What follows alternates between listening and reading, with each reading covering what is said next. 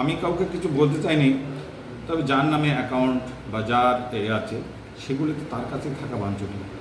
আর এগুলি আমি জেলা সভাপতি হিসাবে এগুলি আমার কাছে এই বিষয়গুলি আমার জানারও এনে, তার কারণ হচ্ছে ওনার যে ইলেকশন এজেন্ট যেটা হচ্ছে ওই যে যেটাকে ওনার সমস্ত হিসাব যে রক্ষকের দায়িত্ব যিনি ছিলেন, আমাদের সেন্ট্রালের রাজ্য নেতৃত্ব যারা ছিল এবং রানিমা নিজেও তাদের সঙ্গে বারবার বসেছে, সমস্ত খরচ কত টাকা এসছে না এসছে, কত কী হচ্ছে সবগুলি ওনার কাছে তথ্য দিয়ে ওনাকে আলোচনা করা হয়েছে।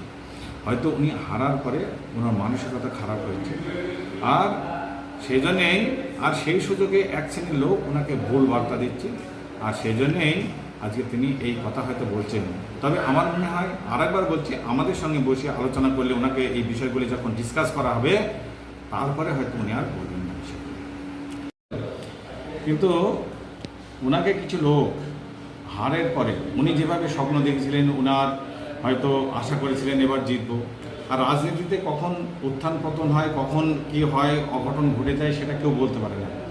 ভোট দিতে গিয়ে মানুষ ভোট দেয় না, যেমন এবং লক্ষ্মীর ভাণ্ডার নিয়ে যেভাবে তৃণমূলের প্রচার, আর সেই প্রচারের কাছে দেখা যাচ্ছে যে এলাকায় এলাকায় হিন্দুত্ব এলাকায় যেভাবে আমাদের উন্মাদনা দেখেছে সাধারণ মানুষদের, মহিলাদের যেভাবে, কিন্তু দেখা যাচ্ছে যে ভোট বাক্সে যখন যায় তৃণমূলে সেই বারবার প্রচার যে বিজেপি ক্ষমতা আসলে লক্ষ্মীর ভাণ্ডার বন্ধ হয়ে যাবে। এই যে তাদের মধ্যে একটা আতঙ্কের কাজ করেছে, তাই তার স্বামীরাও জানে না অনেক মহিলারা গিয়ে তৃণমূলে ভোট দিচ্ছে। এটা একটা পার্ট। দ্বিতীয় পার্ট হচ্ছে সিএনই, মমতা ব্যানার্জি যেভাবে এনআরসি এবং ডিরেকশন ক্যাম্পের কথা বলেছে, মুসলিম সমাজকে এক করে দিচ্ছে, এবং তাতে মুসলিম আমরা দেখলাম চাপড়া, কালীগঞ্জ, নাগাশিপাড়া, পলাশিপাড়া, যেভাবে মুসলিম অধ্যুষিত এলাকাগুলি একচেটিয়া ভোট একদম তৃণমূলের বাক্সে পড়েছে। সেই জন্যই আজকে এই ঘটনা আমাদের ঘটেছে। কিন্তু আমরা একটা জেতার, আর আমি শুনেছি প্রচুর টাকাও এসছে ইলেকশনের মাধ্যমে, ইলেকশনের জন্যে।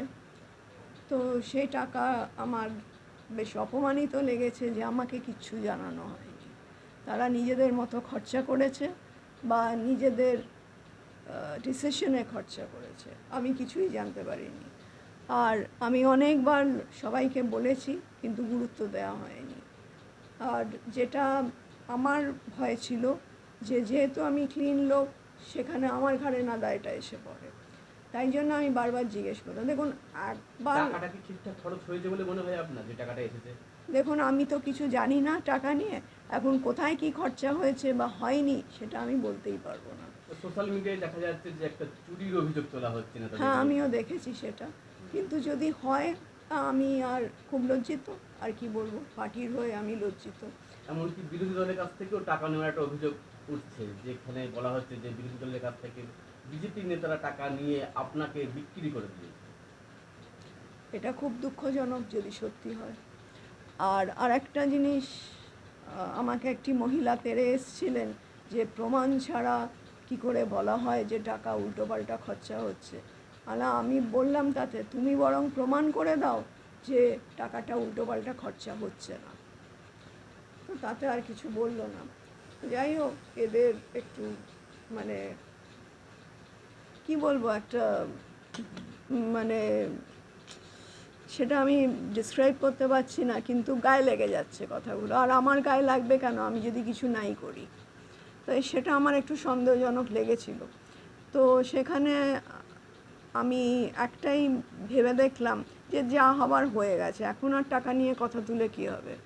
আর কর্মীদের যদি তুমি হ্যাপি না রাখো বা খুশি না রাখো, ওরাই তো হাজার হলে ভোটটা করায়, তাহলে তারাই বা করাবে কী করে? আর তারা কতদিন গ্যাটের পয়সা খরচা করে করবে? প্রিয় কথা, আমি তো ভোটে আসতেই চাইনি, পলিটিক্সে আসতেই চাইনি, জবরদস্তি করে আনা হয়েছে।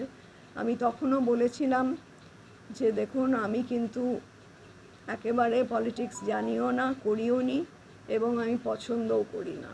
কাজে আমাকে নিয়ে গিয়ে আপনাদের প্রবলেম না হয় এই জন্যে, কারণ আমি সত্যবাদী, আমি কিন্তু স্ট্রেট রাস্তায় হাঁটি, এবং তার চেয়েও বড়ো কথা হচ্ছে আমি কিন্তু কোনো রকম লবিবাজি পছন্দ করি না। তো সেই সব করেই এসেছি। তবে এখানে এসে যেটা দেখলাম খারাপ কিছু না, কিন্তু ভালোই ছিল। যেটা মানে ক্রমশ প্রকাশ্য যেটা হলো আর কি, যে এখানে আমি যেটা দেখলাম প্রচণ্ড লবিং আছে, গোষ্ঠীদ্বন্দ্ব খুব ভালো রকম আছে। মানে আমি যদি কোথাও যাই, হয়তো আমি জানি না যে তারা এদের মানে এদিক এই পার্টির সঙ্গে ওই পার্টির বনে না, ওই পার্টির সঙ্গে এই পার্টির বনে, আমি জানি না সেটা। হয়তো সে তাদের ডাকে ওদিকে গেলাম, তখন এই পার্টি বললো আমাদের জিজ্ঞেস করে কেন গেলেন না। তো আমার একটু কিরম মানে বন্দি বন্দি লাগতো। তা আমাকে মানে এটা জাস্ট লাইট কথা আর কি। যখন আমি 2-3 দিনের জন্য কলকাতা গিয়েছিলাম, আমাকে কেউ জিজ্ঞেস করেছিল পার্টিরই লোক কেমন লাগছে, আর আমি বলেছিলাম আমার খুব স্বাধীন লাগছে, যে এত বাধ্যবাধকতার মধ্যে আমি নেই। তো এই রকম, তো এই গোষ্ঠীদ্বন্দ্বটা কিন্তু পার্টিটাকে শেষ করে দিচ্ছে, একটা আমার অবজারভেশন। দ্বিতীয় নম্বর কথা হচ্ছে এখানে কোনো পরিকল্পিতভাবে কিছু হয় না, মানে সংগঠনের খুব মানে ডেফিসিয়েন্সি আছে, ঘাটতি আছে। সেখানে কিছু বলার নেই, এখানে যদি সেরকমভাবে সংগঠন না থাকে, এখানে কিন্তু আগামী দিন আরও মুশকিল হবে।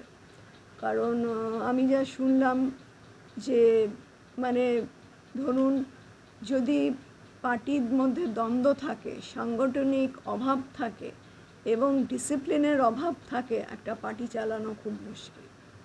কারণ আমাকে তো একটা ন্যাশনাল লেভেলে লড়তে হচ্ছে, তাই না? সেখানে এর সঙ্গে এর অভিমান, ওর সঙ্গে ওর দ্বন্দ্ব, ওর সঙ্গে তার ঝগড়া, এইসব করে হয় না। সেটা you have to be professional to understand the gravity of the situation.